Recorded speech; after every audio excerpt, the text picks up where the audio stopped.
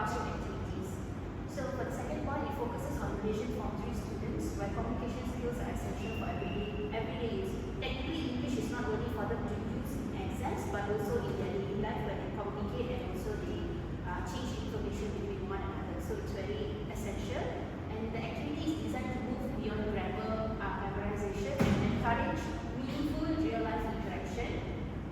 And for the last point is by applying communicative competence, this project shows how theory can shape effective teaching strategies and students' engagement, like how they collaborate with the peers, how they communicate, and that's how it works for the introduction part. And I'm passing to the next person. Okay, so I'll be presenting my objectives. So for the objective is to develop grammatic competence by helping students understand how the tone, the linguistic, the form of the English itself, and the context, how it influence the meaning, giving them a social impact. And it's also to enable the students to use functional language effectively for real-world applications, such as making requests, seeking clarification, and also handling complaints. And lastly would be that to enhance their conversational competence and also to have a natural interaction features, including their turn taking, back channeling, and also to repair their strategies to influence their authentic communication in English. So I'll be presenting about the description of our activity. So the activity that we are going to do later on is cafe misunderstandings, where students will be divided into groups and also they will be given out a short cafe scenario based on the cards that we are given with, which is tone and which is pragmatics, functional language, and also conversation analysis. So each group will choose one of the cards they're given, and they'll have time to discuss. And later on, they will do a short role play using the card they have got. For example, if they have gotten pragmatics, they will make sure the role play would have like tone, for example, asking stuff politely, asking orders politely and stuff like that. And so after they are done, we will do a short reflection where students, to see whether students understand what they have done and also how this conversational pragmatics and everything would apply to their learning. So that's all. Okay. Good morning, students. So today we will be learning about communicative competence. So do you all have any idea on what are we going to learn today? Like you all, from this title, can you all get anything catchy? Communicate. Yes, exactly. What we are going to learn is we are going to focus on communication. Okay. So first, have you all? Let me ask you all a question. Have you all ever experienced anything, any past event in a cafe, like maybe you're talking to a waitress? Yes. So how do you communicate to your waitress? Like what was exactly you tell? While ordering? Okay, while ordering, how about you? While mentioning the specific menu that you want in the menu. Okay, good. That's good. Okay, so now like if you want to ask the waiter, how do you ask them? Like do you just say, I want this? Or do you say, can you please get me this? Excuse me, can you please get me? Yes. Correct. Okay, so today we will be focusing on the tone.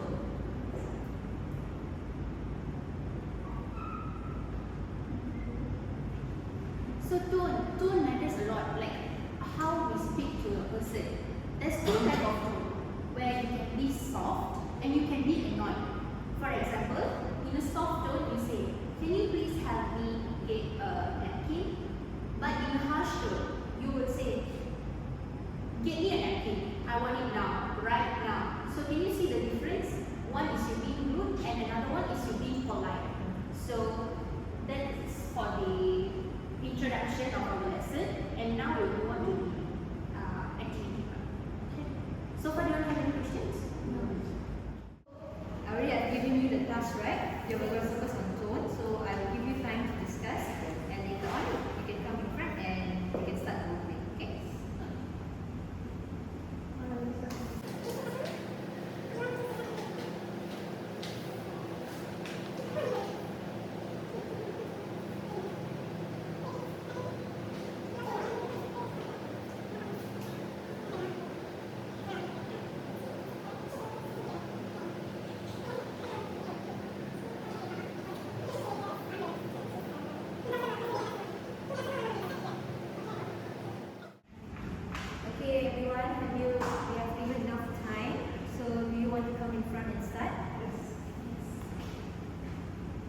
Hi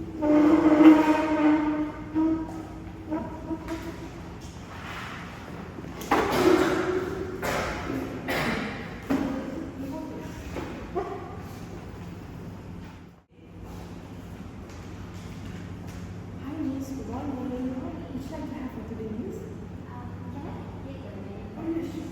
Just a minute. Thank you.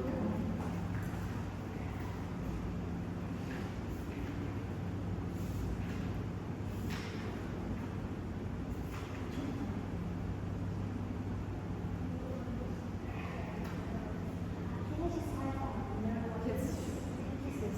Moisturizer tea? sure. Thank you.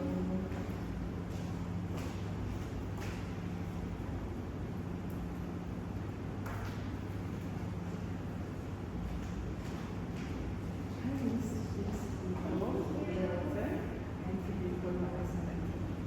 Is there anything else you needed? No, that's all. Thank you so much. You may go. Okay, so from the role play that you have done, can you identify how the tone was between the two customers and the waitress? How was the tone? I played a rude tone and I played the soft, the polite tone. So do you understand how the tone would affect the conversation? Yes. So from today, what we have learned? We have to be more polite to anyone when listening. Good. So we have to be polite to everyone. And if you have something that is wrong, for example, you have to make a complaint or you feel that you're not satisfied, say it in a nice tone so that people will understand better and people can talk to you in a nice way as well, right?